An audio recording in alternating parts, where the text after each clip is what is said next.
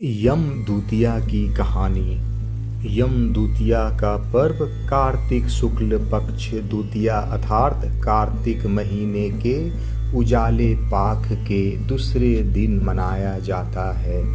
इस दिन प्रातः काल चंद्र दर्शन की परंपरा है और जिसके लिए भी संभव होता है वो यमुना नदी के जल में स्नान करते हैं। स्नान आदि से निवृत्त होकर दोपहर में बहन के घर जाकर वस्त्र और द्रव्य आदि द्वारा बहन का सम्मान किया जाता है और वहीं भोजन किया जाता है। मान्यता है कि ऐसा करने से कल्याण या समृद्धि प्राप्त होती है।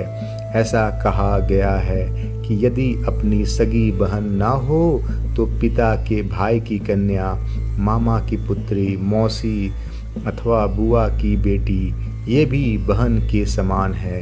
इनके हाथ का बना भोजन करें।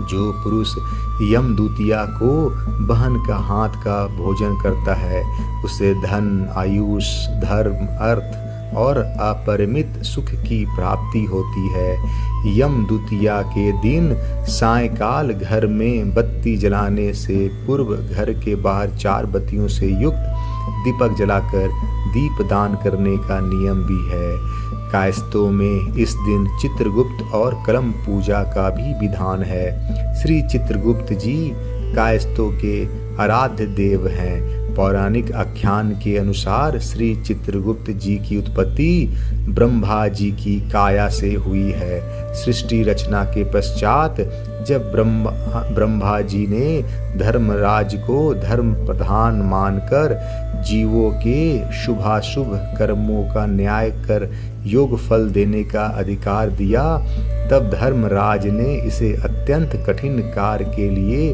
ब्रह्मा जी से प्रार्थना कर ऐसे सहायक की मांग की जो न्यायी, बुद्धिमान, चरित्रवान एवं लेखा कर्म में विज्ञ हो। ब्रह्मा जी ने धर्मराज की प्रार्थना को उचित समझकर उनके मनोरथ को पूर्ण करने के लिए ध्यान लगाया। फलतः लंबी तपस्या के बाद ब्रह्मा जी की काया से हाथ में कलम दावात लिए विलक्षण तेजस्वी पुरुष की उत्पत्ति हुई। इस तेजस्वी पुरुष ने ब्रह्मा जी से अपना नामकरण करने का निवेदन किया। तब ब्रह्मा जी ने कहा कि तुम विचित्र रूप से मेरे चित्त में गुप्त रहे, अतः तुम्हारा नाम चित्रगुप्त है। चूंकि तुम मेरी काया से प्रकट हुए हो, मेरी काया में तुम्हारी स्थिति है, इसलिए तुम कायस्थ हो। श्री चित्रगुप्त जी गुप्त रहकर सृष्टि के क्रियाकर्म पाप पुण्य का लेखा जोखा रखते हैं। वह धर्मराज को न्याय करने में सहयोग देते हैं। पुण्य सलीला शिप्रा के पावन तट पर धार्मिक, पौराणिक एवं ऐतिहासिक नगर उज्जैन में श्री चित्रगुप्त जी की तपस्या स्थली रही है।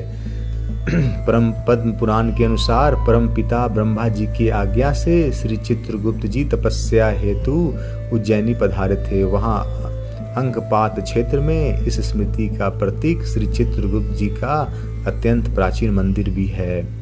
उत्तर और मध्य भारत में यह पर्व भ्रातृ द्वितीया, भैया दूज के नाम से जाना जाता है। पूर्व में भाई कोटा, पश्चिम में भाई बीज और भाऊ बीज कहलाता है। इस पर्व पर बहनें प्रायः गोबर से मांडना बनाती हैं, उसमें चावल और हल्दी के चित्र बनाती हैं तथा सुपारी, फल, पान, रोली, धूप, मिष्ठान आदि रखती हैं। दीप जलाती हैं। इस दिन यम दूतिया की कथा भी सुनी जाती है। कथा इस प्रकार है। सूर्य भगवान की स्त्री का नाम संज्ञा देवी था। इनकी 2 संतानें, पुत्र यमराज तथा कन्या यमुना थी। संज्ञा देवी पति सूर्य की उदित किरणों को न सह सकने के कारण उत्तरी ध्रुव प्रदेश में छाया बनकर रहने लगी। उसी छाया से ताप्ती नदी तथा शनिश्चर का जन्म हुआ। इधर छाया का यम तथा यमुना से विमाता सा विवहार होने लगा। इससे खिन्न होकर यम ने अपनी एक नई नगरी यमपुरी बसाई। यमपुरी में पापियों को दंड देने का कार्य संपादित करते भाई को देखकर यमुना जी गोलोक चली आई, जो कृष्ण अवतार के समय भी था। यमुना अपने भाई यमराज से बड़ा स्नेह करती थी। वह उससे बराबर निवेदन करती कि वह उसके घर आकर भोजन करे, लेकिन यमराज अपने काम में व्यस्त रहने के कारण यमुना की बात को टाल जाते थे। बहुत समय व्यतीत हो जाने पर एक दिन सहसा यम को अपनी बहन की याद आई। उन्होंने दूतों को भेजकर यमुना की खोज करवाई, मगर वह मिल न सकी। फिर यमराज स्वयं ही गोलोक गए, जहाँ विश्राम घाट पर यमुना जी से भेंट हुई। भाई को देखते ही यमुना जी ने हर्ष विभोर होकर उनका स्वागत सत्कार किया तथा उन्हें भोजन करवाया। इससे प्रसन्न हो यम ने वर मांगने को कहा। यमुना ने कहा, हे भैया, मैं आपसे यह वरदान मांगना चाहती हूँ कि मेरे जल में स्नान करने वाले नर नारी यमपुरी न जाएं। प्रश्न बड़ा कठिन था। यम के ऐसा वर देने से यमपुरी का अस्तित्व ही समाप्त हो जाता। भाई को असमंजस में देखकर यमुना बोली, आप चिंता न करें, मुझे यह वरदान दे कि जो लोग आज के दिन बहन के यहाँ भोजन करके इस मथुरा नगर स्थित विश्राम घाट पर स्नान करे, वे तुम्हारे लोक को न जाएं। इसे यमराज ने स्वीकार कर लिया।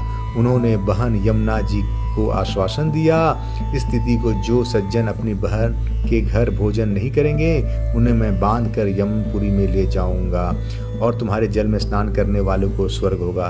तभी से यह त्योहार मनाया जाता है।